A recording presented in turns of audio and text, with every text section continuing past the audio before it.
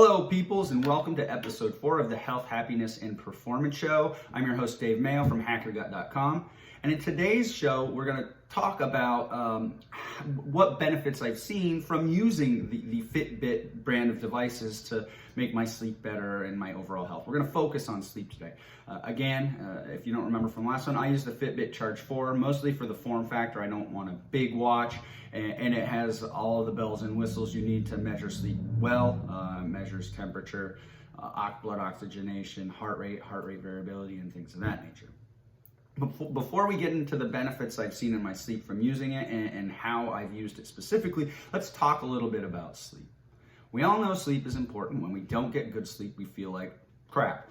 So that aside, it's good to know why that happens. And so when we sleep, we effectively are recharging our batteries in our brains, in our overall body, our physical body, our muscles, and things of that nature. And that kind of happens through an area of our central nervous system known as the autonomic nervous system. Our autonomic nervous system regulates automatic processes in our body, such as heart rate, breathing rate, as well as effectively every system that is not directly under our control, such as the gastrointestinal system, the immune system, our appetite, cardiovascular function, lung function, cognition, all that jazz.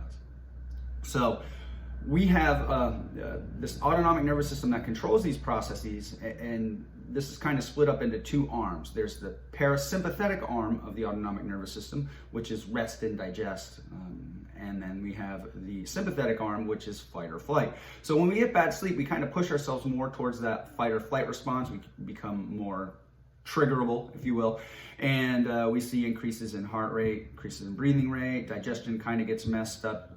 There are studies showing poor sleep messes with ghrelin, which is an appetite hormone. It also, it's an appetite hormone secreted from the stomach, but it also increases acidity in the stomach, impairs immune function, and overall makes us less resilient, which is a very important topic of mine. I want to be very resilient.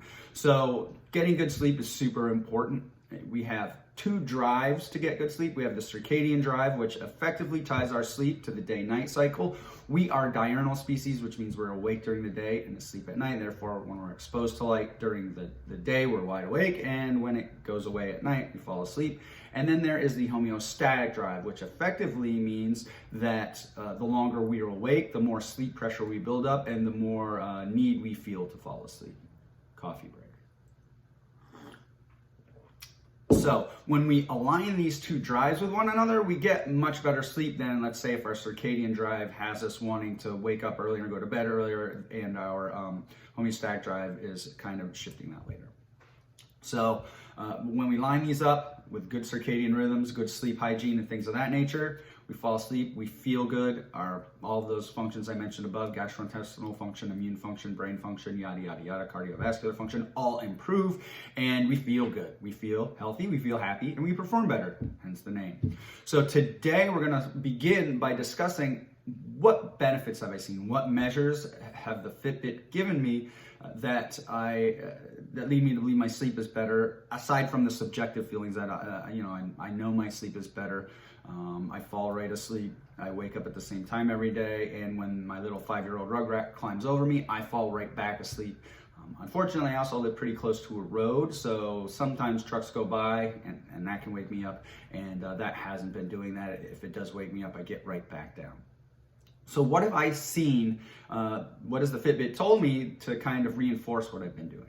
Well, one of the useful features is that it gives you a sleep score. And as I mentioned in the previous episode, the sleep score hasn't been validated for anything, but it's based off of some pretty good data. It's based on our sleep architecture, specifically our sleep staging, how we're transitioning between awake, light sleep, deep sleep, and REM sleep. It uses total REM sleep, which is one of the good things the Fitbit measures, total sleep time, total time in bed, and our sleep efficiency, which is effectively the amount of time we spend in bed with all of the kind of waking, tossing, and turning times tossed out, the sleep latency, meaning how long it takes us to fall asleep, and that gives us a percentage of the amount of time we're in bed that we're actually sleeping. And that's a very useful number, and that's something that's very easy for these devices to measure. In fact, even the old Fitbit devices like the Fitbit 1, which was essentially just a giant paperclip that attached to your hip, and you used it for pedometer and active minutes, had like a little sleeve that you could stick it in at night, and it would measure tossing and turning. So that can actually give you a pretty good idea of your total time in bed, sleep time, and sleep efficiency. So that's what the sleep score is based off of. It's on a scale of 0 to 100. Think of it just like letter grades. 90 to 100 is excellent. 80 to 90 is good, great. 70 to 80 is okay, and under 70 is poor. So what have I seen? My overall average scores have gotten much better last year. So the sleep scores became available in late June of last year. So from late June through December 31st, my average score was an 82. And so far this year, up until August 14th, it is an 86. So it has gotten better. But what have we seen to kind of indicate that that might be that this is actually providing a benefit? Well, my average sleep time has increased by 9 minutes, and my sleep efficiency has moved from an 83% to a 90%, both great improvements. So that's leading me to believe that even though the sleep score hasn't been validated in a study, that it is telling me something useful that I can use to measure whether or not the changes I'm making in my lifestyle are improving my sleep. What else have I seen? My much better best sleep scores have increased actually by a crazy amount. So last year, counting from, I think it was June 26th to December 31st, I had 4 total scores of 90 or above. So far this year, up until August 14th, I had 62 scores of 90 or above. And as I mentioned, REM sleep and sleep efficiency have gotten better. Additionally, my bad sleeps have gotten better. And what I'm talking about are days when I drink alcohol, or I'm traveling, or I need to stay up past my bedtime because it's somebody's birthday, or maybe my little guy, Lawson's his name, maybe my little guy Lawson comes in a couple of times at night to wake me up, and it hits me. The problem before is I would never get back to sleep, and now I just within a couple of minutes I fall back asleep. So those are basically the numbers that I've seen that I've used as metrics to say, okay, this is working, this is not working, add it in, take it out, or whatever. So before we kind of jump into the specific ways I've used the Fitbit, I probably should mention how I kind of run my N=1 clinical trial. But first, word from our coffee sponsor. So my system is in place. I have something I make called a compliance scorecard, which effectively is an Excel spreadsheet that I plug in different tasks that I try to do, and I give myself a score for each of those tasks, so I have an idea of how compliant I'm being. Things happen, and I want to give the changes that I make an honest try to make sure that they're working. So I have this compliance scorecard. Normally, I'll take an intervention and I'll do it for at least a week. If it works for the week, I'll continue it on, and then at some point I'll take it away to see if anything changes. So it's a lot of just trial and error. This is something I'm going to actually discuss quite a bit in the Healthy Lifestyle program I mentioned I have coming up, releasing in the fall for sure. We'll discuss that more.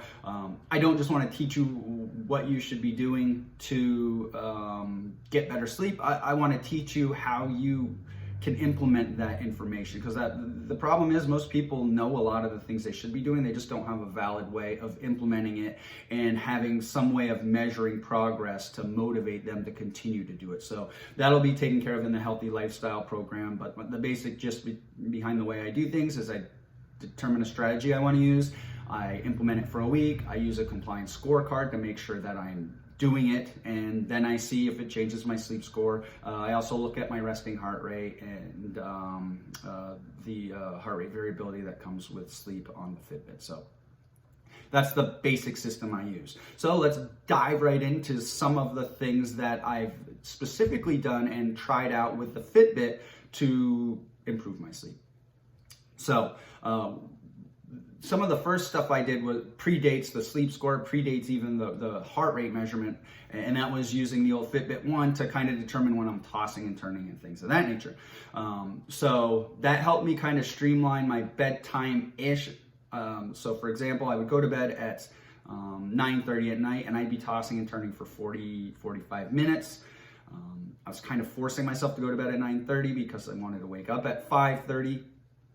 And that just didn't work for me. I would not get down to sleep at 9:30. I just wasn't tired. It's important to point out to people that we all have our own times that are probably going to work best for us. A lot of that is based on our lifestyle, and some of it is based on the age we are. For example, I just spoke with an individual. He's around 27 years old, and he was trying to force himself to go to bed at 10. But the way circadian rhythms work over the lifespan is when you're in your 20s, you generally want to be more of a night owl. So I recommended he push that sleep later till 11 o'clock and wake up a little later. And he had the ability to do that. He was just kind of forcing himself to go to bed at 10 o'clock. That was the same thing as me. I was forcing myself to go to sleep at 9:30. So eventually what I ended up doing was I pushed it to 10. Unfortunately, I was still having to get up at 5:30. So eventually over time, when this kind of came out, I realized that what was happening was I was cutting off my REM sleep a half hour early, the opportunity for REM sleep. So by kind of pushing that later and then moving towards a 10 p.m. to 6 a.m. wake up call, I got the extra bump in the REM sleep, and now I naturally wake up at between 6 and 6:15. I never really had to use alarm before, but that wasn't necessarily a good thing, so I was tossing and turning, wondering what time it was. So that's the first way I've been able to use the old style, tossing and turning, as well as the REM sleep, to find my specific sleep hours, 10 p.m. to 6 a.m., and that works so much better for me. Next, I realized during the summer, part of the thing that was driving me to wake up earlier was that the light was much brighter, much earlier. Sun's rising at quarter after 5 o'clock. So I began wearing blue blockers for the first 30 minutes of waking up during the summer. Yes, that absolutely did help maintain my REM sleep through the summer, and did not cause me to start waking up earlier. That was the problem. It was starting to cause me to wake up at 5:15, 5 o'clock. Didn't want to do that, so I kind of started wearing blue blockers to keep the blue light out, and seemed to help kind of get my bedtime anchored to 6 a.m. Now we're in the middle of August, so I don't really need to do that because it's not super bright out first thing in the morning. So that's one way. It's looking at that Fitbit data to kind of streamline that. Initially I was doing it for an hour, and that kind of ended up kind of pushing my blood sugar higher. I'm guessing that was because of the melatonin. So it was, when I do it, it's still, my blood sugar is about 10 points higher than it normally is, but I sleep much better, and my A1C is the same, and my oral glucose tolerances stay the same. So it's not something I'm concerned about. Next, it helped me streamline my shower time. Showering at around 7 o'clock at night, 7:30 for me. You take a hot shower. One of the things that helps kind of signal to your body that it's time to go to sleep is your body temperature dropping. And it's counterintuitive that a warm shower would do that. But when you get out of the warm shower and the evaporation, the hot water kind of pulls the blood to your skin. And when you get out, that rapid cooling on your skin cools down your blood, which gets distributed to your body and cools down your core body temperature more. I use the Fitbit to help determine 7:30 is good. 8:30 is not good. I don't think that's necessarily the specifics of the shower so much as me having to be up and moving around, having a light on. I'm not going to wear blue blockers in the shower, so it helped me kind of streamline my showering process. Also getting my light right, not my timings, specifically my light sources, talking about eliminating all the overhead lights. I was using overhead incandescents, but that really wasn't working for me. So now I use not floor lamps, but table lamps that are below eye level. And I even went with a little warmer light. Even though they're already incandescent, I went with a little warmer light, so it's a little more yellow or orange. Really helps me fall asleep. Basically when my head hits the pillow, I'm asleep according to my Fitbit data.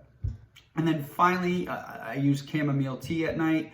I can't say for sure that it's chamomile tea, because I haven't tried other teas, but some sort of tea at night helps me fall asleep. It might be the warmness of the tea. Chamomile does have some properties that do help sleep. And truth be told, one of the primary reasons I'm picking chamomile tea, in addition to the fact that it may help induce sleep, is that it has a molecule called apigenin, which blocks an inflammatory protein called CD38 that is associated, increased levels of CD38 expression correlate with the decline in performance due to chronic inflammation as we age. So, even if I tried valerian root or lavender tea, I would still use chamomile simply for those benefits. So I've just kept the chamomile tea in and haven't bothered trying, rooibos or one of the other types of tea. So that's basically how I've used the Fitbit to kind of streamline the process, motivate myself, and to give myself feedback so that I know that the things I'm doing are worthwhile. I'm just like a lot of you guys. I used to take a ton of supplements. Now, the only supplement I take is creatine, and I take a multivitamin every other day. I used to take a whole bunch of things. I used to take magnesium at night to help fall asleep. I don't do any of that stuff anymore. And I have a $120 Fitbit to thank for saving me, probably around the same amount of money every month wasted on supplements. So that's kind of how I've used the Fitbit and why I recommend it. Again, I'll be discussing that more in depth in the healthy lifestyle program I have coming up. And in our next episode, we're going to cover something that I just had done. It's a precision health report. It's effectively looking at your 10-year and overall risk for cardiovascular disease and type 2 diabetes. There's some interesting things from that we can pull effectively. I'm not going to change anything because the results are good for me, but we'll discuss that and why I think it's beneficial for you guys to kind of do this report. It's out of pocket, but that coupled with a coronary artery calcium score, which I'll be doing relatively soon as well, I think are really good things to kind of get a benchmark. I'm 44. Both type 2 diabetes and cardiovascular disease are in my family in spades. I had multiple pre-diabetic fasting glucose levels in my 20s. So we'll talk about that, and we'll talk about why it benefits you. But until then, thank you very much for tuning in. I appreciate all 37 of you who are watching regularly. So thank you very much. Take care, and have a nice day.